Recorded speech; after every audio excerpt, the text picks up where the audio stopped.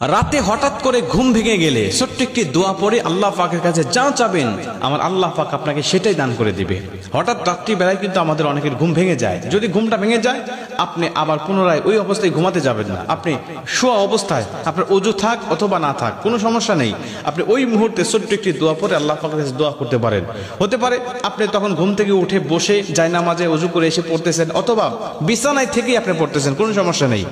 নবীজি সাল্লাল্লাহু আলাইহি ওয়াসাল্লাম বলেন এমন তো অবস্থায় যদি এই দোয়াটা পাঠ করে সে যদি তাহাজ্জুদ নামাজও পড়ে, তাহাজ্জুদ নামাজটাও আল্লাহ পাকের কাছে কবুল হয়ে যাবে। আর তাহাজ্জুদ নামাজ পড়ে যখন আপনি আল্লাহ পাকের কাছে দোয়া করবেন ও দোয়া তো 100% কবুল হয়ে যাবে।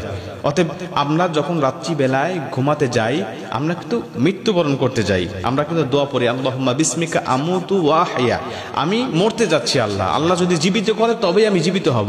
অনেক মানুষ আছে ঘুমের ঘরে চলে গিয়েছে আর তার চেতন হয় নাই, আর তার সে জাগনা পায়নি।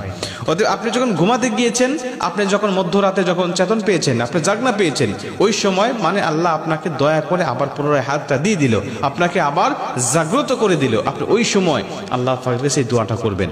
নবীজি আমাদেরকে শিখিয়েছেন তুমি বলো লা ইলাহা ইল্লাল্লাহু ওয়াহদাহু লা শারীকা লাহু লাহুল মুলক ওয়া লাহুল হামদ ওয়া হুয়া আলা কুল্লি শাইইন কাদির সুবহানাল্লাহি ওয়াল হামদুলিল্লাহি ওয়া লা ইলাহা ইল্লাল্লাহু আল্লাহু আকবার লা হাওলা ওয়া লা কুওয়াতা ইল্লা বিল্লাহ। আপনি এই দোয়াটা পাঠ করে আল্লাহ পাকের কাছে আপনি নিজের ভাষায় দোয়া করেন।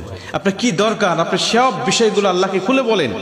আপনার জীবনটা সুখময় নয়, শান্তিময় নয়, আপনি বলেন আল্লাহ আমার জীবনটা দুর্বিষহ অন্ধকার নেমে এসেছে, আমার জীবনে অনেক অসুবিধাগুলো আমি দেখতে পাচ্ছি, কি কি সমস্যা আছে সব আপনি খুলে বলেন।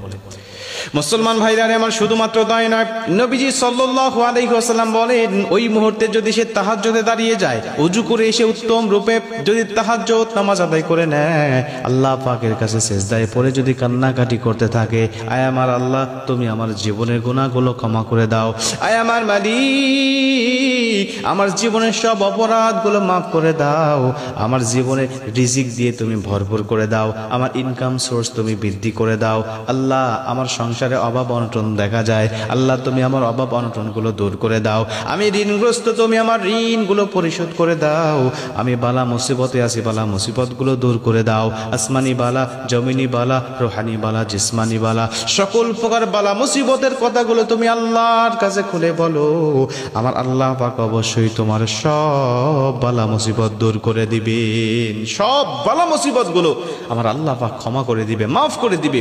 অতএব তুমি বিষয়গুলো আল্লাহ পাকের কাছে খুলে বলো।